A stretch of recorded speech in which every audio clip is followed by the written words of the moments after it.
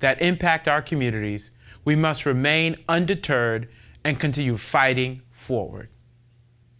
With so much distrust, uncertainty, lies in politics, corruption, and deceit, I thank you for trusting in me to turn this district around and to restore a sense of faith in local government. This journey together has proven that we are not just representatives and constituents. We are partners in progress. We are not just passengers standing or sitting idly by, but we are riders towards justice. We believe that progress, despite its challenges, pushes us forward, and that progress, with that progress, we grow. Tonight I want to share my vision, goals, and a roadmap for our district forward, particularly highlighting our co-governance model, the very framework that has brought us this far. Tonight, I want to share that the state of the 31st Assembly District is progress. Our world is moving rapidly. Folks, there's so much changing. We have a leadership crisis in Washington, D.C. New York is facing a historic correction officers' strike. Hate is being directed towards our religious communities. Our migrant and undocumented neighbors are under attack. Black New Yorkers are under an extreme amount of stress with the housing market, with the job market, and so much more. Our city government right before our eyes is transitioning. And Queens is undergoing a massive bus redesign. Needless to say, folks, a lot is going on at all levels of government. Each day I'm reminded of a quote by the former United States Secretary of State Colin Powell, that we must have a vision and be demanding. Nothing is more true at this moment, because we get the government that we're willing to fight for. Let me repeat that to you all. We get the government we are willing to fight for. And that said, my vision began right here in the 31st Assembly District, demanding that we stop receiving crumbs when we deserve the whole pie. At age 13, when I found my passion in community organizing, and shortly after, I became a student activist and a well-respected community leader. The vision I had at that time became responding to the surroundings, but it also became demanding. Long before I was elected your assembly member, I was advocating for front-end grocery stores in federally labeled food deserts. We had vision. I refused to accept the status quo. And I choose to be demanding when it came to fighting injustices that plagued our district. By being demanding, we have continuously fought and advocated for you. To this day, my demands have not changed. I want better for my district. I demand better for our youth. I demand better for our seniors. I demand better for those living in low-income housing, demanding better for the unhoused. I demand better for more for those who are experiencing food insecurity. And we will continue to demand better for those who are living on benefits and are victims of SNAP skimming. We will demand better for our district and our community. Now, folks, the list goes on, and I want us to leave here tonight different from how we came in. Together with those in this room, we have a divine chance to leave here with a renewed mindset for demanding better. We need a co-governance model, and we need your support. And that's what we're looking to provide here tonight. Folks, with your continued support and trust, I will continue to fight hard to bring equitable solutions to our district, and continue to do so as long as the Creator guides me and the community supports me. So let's talk about some of those key achievements from 2024 as we lay out the roadmap of demanding more and setting the progress that this district is on forth. Our constituent services team last year directly assisted nearly 1,000 residents across the district, plus addressing critical issues and connecting them with essential resources. We are grateful to our community partners who answered our call, bringing their offices into ours to better serve our residents. Through phone calls, emails, town halls, referrals, we have consistently advocated for those in need. With housing and quality of life concerns being the most issues we continue to address, we will fight and remain steadfast in that fight to closing the gap through stronger legislation, through advocacy, and direct services. Now, we have some small victories, but that have a big impact from 2024. Several of those victories include our plan to expand Q52 Select Bus service further east to Beach 50th Street that we won in a battle with the MTA.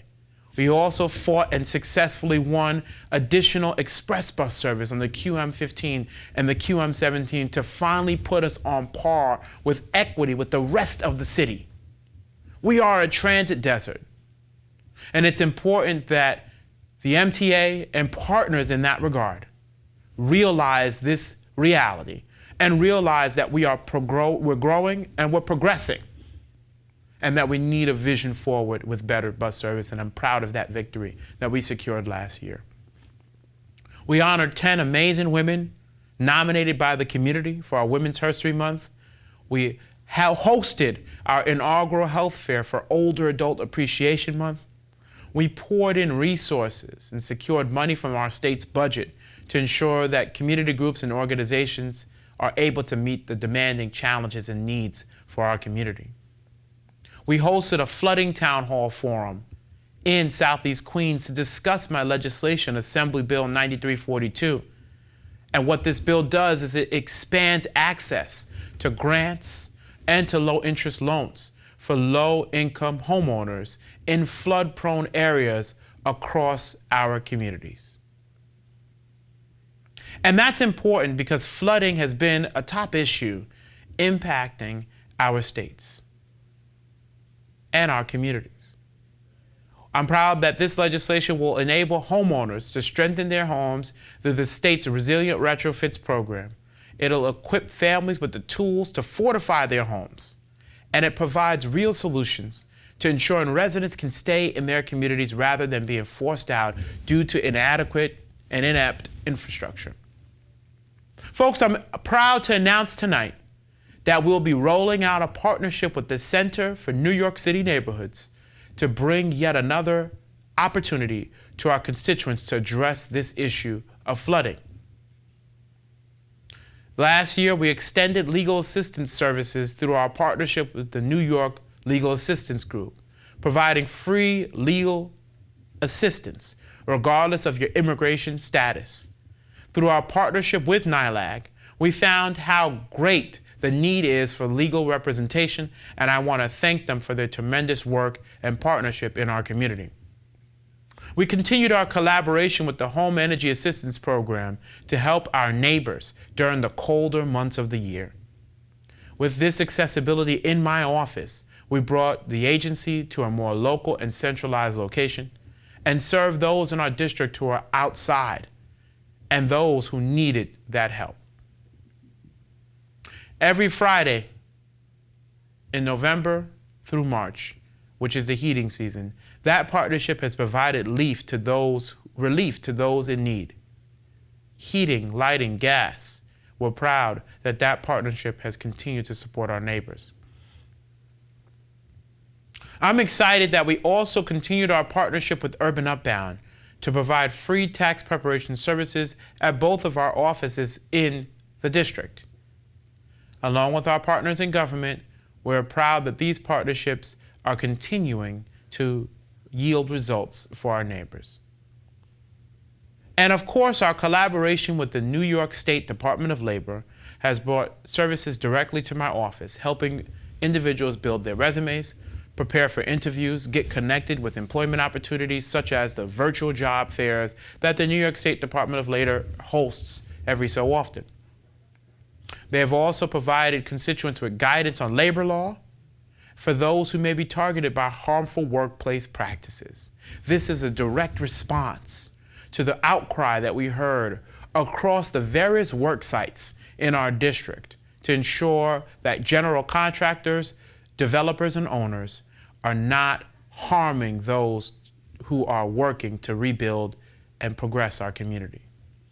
My office continues to break the barriers between services and bureaucracy, and we will continue to champion this effort into my next term. We will partner with more community organizations and state agencies to streamline services that may be difficult to navigate on their own. Through these initiatives, we've seen firsthand how essential these programs are for our community. Investing in these services has had a direct impact, and we will continue to remain committed to expanding that accessibility. Let's talk about legislation. Of course, as your state legislator, it is my job to write laws and to correct the wrongs of our communities. And so when we look at some of the legislation that we have written and that we have passed, I'm proud that our office has co-sponsored 185 pieces of legislation and introduced 39 pieces of legislation. I'm also proud to announce that 5 of those bills passed both houses and 2 have been signed by the governor and have become law. A majority of my bills last year focused on education, youth initiative, environmental protection, and public health. The 2 bills that the governor signed into law will have a real impact on communities across New York. Assembly Bill 4917 provides a direct funding stream for anti-violence education programs to ensure that grants and opportunities are available to those who want to continue the fight against gun violence. That's so important. And I want to thank our partners at the New Yorkers Against Gun Violence for making this happen. Next, Assembly Bill 4973. And it's a bill that ensures the Office of Victim Services provides notification of potential eligibility for crime victims awards. That's important because our local police must develop procedures for notifying the next of kin about the programs and services that are available to them when our neighbors experience that tragic death or that tragic occurrence in their families. We have to do better as a state. One of my most ambitious programs and projects is the Young People's Agenda. And what the Young People's Agenda sets out to do is ensures that our next generation has the resources and opportunities that they need to thrive. Our youth are the driving force behind our future, and we must continue to invest in that future. We must do more to uplift them, because the stronger we are as a community, it means that that strength comes from investing in our youth. We need to invest in our youth to build that solid ground on which they can walk and we all walk. Dr. King once said that if we can't fly, then we run. And if we can't run, then we walk. And if we can't walk, then we crawl. But whatever we do, we must keep moving forward. And we have to keep moving. And there are forces out there that want to stop us from progressing and stop us from moving forward. And if I didn't have that strong foundation to support me, we may have all been left behind. I certainly would have been left behind, and we wouldn't be going as far as we are today. So let's talk about some of the initiatives of that Young People's Agenda. In the spring of last year, I partnered with State Senator Zelda Marie and hosted a universal after-school roundtable to talk about a proposal to bring after school to all New Yorkers. And that's a bold idea, but we were able to share insights and explored successes and pass legislation to now force the state to study the idea of shaping and creating universal after-school programming. I'm excited that the opportunities for parental involvement will continue to grow in that effort to bring universal after school to all New Yorkers. The conversation marked an important step towards the efforts in creating a stronger, more sustainable year-round after-school program that will empower and support our youth. This is the element of the Young People's Agenda. And what is the policies that will be set forth in the Young People's Agenda. It's guided by principles aimed at improving the quality of life for New Yorkers under the age of 40. As we look towards building a more equitable future for young people, legislative priorities must align with their needs. I think it's important that people understand that when a young person succeeds, we all succeed as a community, and that must remain our focus. Let's talk about affordable housing. Our community must be affordable. And unfortunately, we've seen exodus in our communities, people leaving for greener pastures and more affordable communities. I'm excited that we will be enhancing education and workforce development training to ensure that they remain a key for our opportunities and advancement. Through a partnership with Urban Upbound, I'm proud to announce that we will, of course, bring and expand that partnership to the Hamels community. More to come. But I want to provide that teaser tonight so that you guys can know that we are focusing on bridging the gap between access of our public housing residents and access for our community to workforce development and training. Next, we fought to ensure that there is an expansion of the tuition assistance program to aid our students in equal opportunity for college access. That's why I'm proud to announce that we will continue to support the 6-year TAP legislation. And it has recently passed the state Senate and will continue to push it over the hill in the state assembly. It means that young New Yorkers will have access to assistance from their state government to help them progress through the life challenges, but also progress through a degree in higher education. Our children will find reasons to fall into the hands of the wrong crowd if we don't support their academic success. And so I'm grateful to announce the Next Screen initiative that we will continue to build for our neighbors.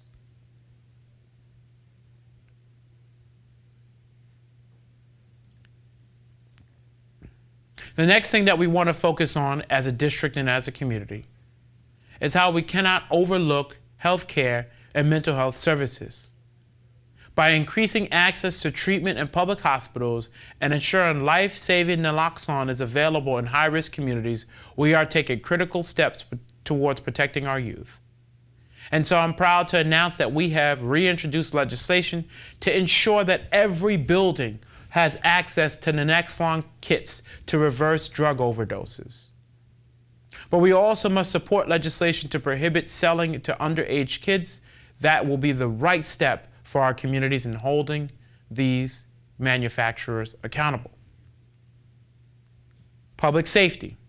It's important that our youth be the priority in a plan for public safety. And that's why I will continue to push the Purple Alert System legislation that I'm proud to have written to help protect victims of domestic violence and ensure fair recruitment of diverse police officers who will support and understand that Black and brown communities deserve safety beyond just the frameworks that we're given.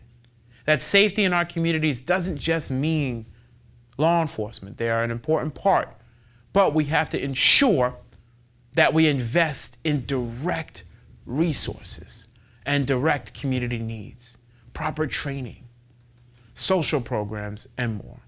And finally, when we're outlining this Young People's Agenda, we must acknowledge that young people deserve a future that prioritizes sustainability and environmental justice.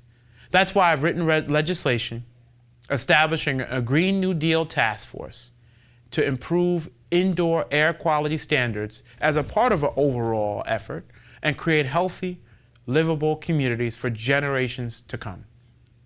Together, these legislative efforts are not just policies on paper. They are real solutions that will empower and uplift our youth and ensuring that they have the resources and support they need to thrive. Let's talk about 2025 as a whole and what initiatives lie ahead. Recently, Speaker Hastie appointed me chair of the Task Force on Food, farm and nutrition policy. I thank the Speaker for having confidence in me to ensure that in this moment where egg prices are soaring and the average grocery cart continues to be out of reach, that we have a plan and a vision to address food apartheid in communities across our state. And this is not a new fight to me. As a student in high school, I committed to this fight as I witnessed the devastation of Superstorm Sandy in our neighborhoods. That experience exposed me to the deep inequities in our food system, where low-income and underserved communities, particularly communities of color, struggle to access basic, fresh, and affordable nutritious food.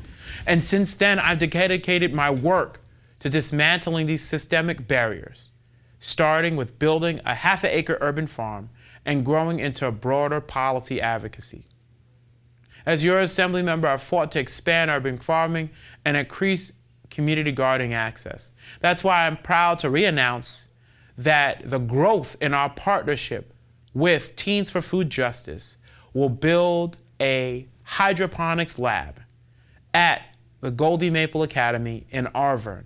And that's not the only school that we're looking at. We're looking to expand to many other schools across our district and our community.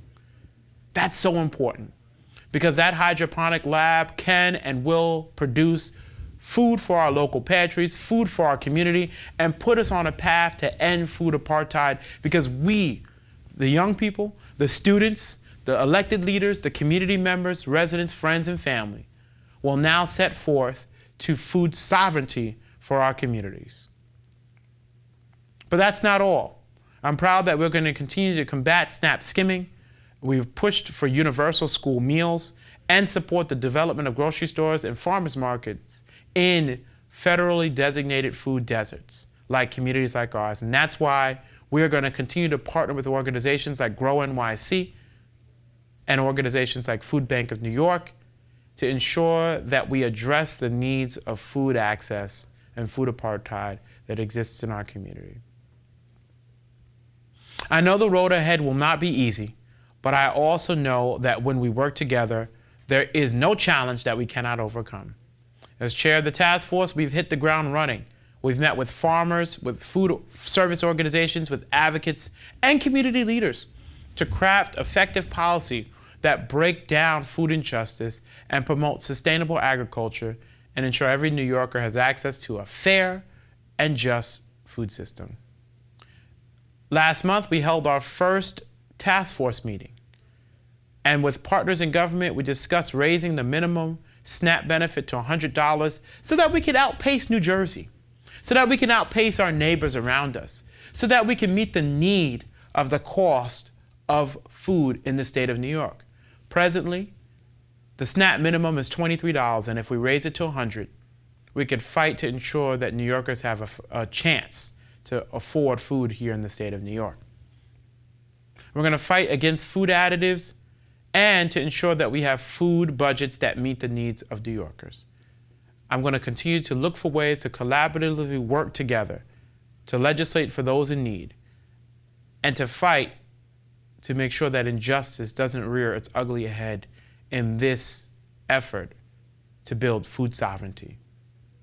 Now, this fight is personal, and I'm eager and ready to lead on it.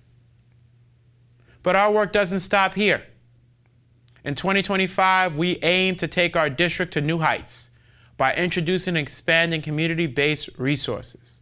That includes uplifting farm policy across the state and encouraging sustainable food practice and supporting our local farms and community gardens.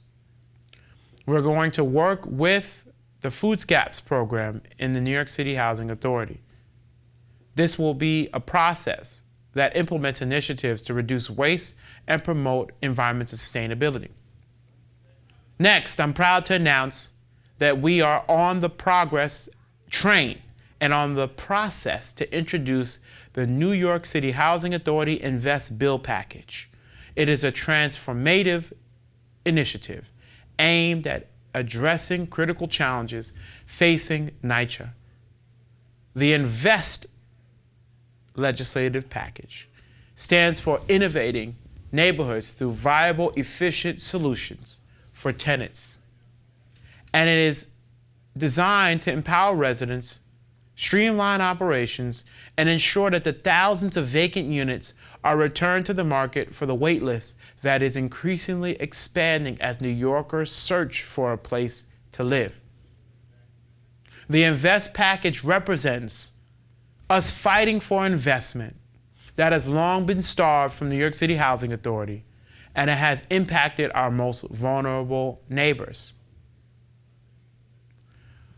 Our office is proud to announce that we will have a weekly grant database, making funding opportunities more accessible to our communities and organizations. That will roll out in the spring and early summer. In 2025, we hope to extend these services and provide the district with added community-based resources and connect the bridges that have been disconnected for far so long. Folks, tonight I want to end with this quote.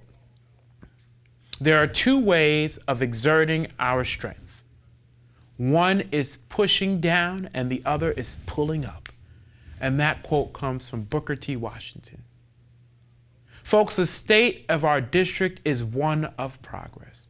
Progress that is built on working together. Progress that is built on not pushing each other down, but lifting one another up. Pulling each other out of the miry clay.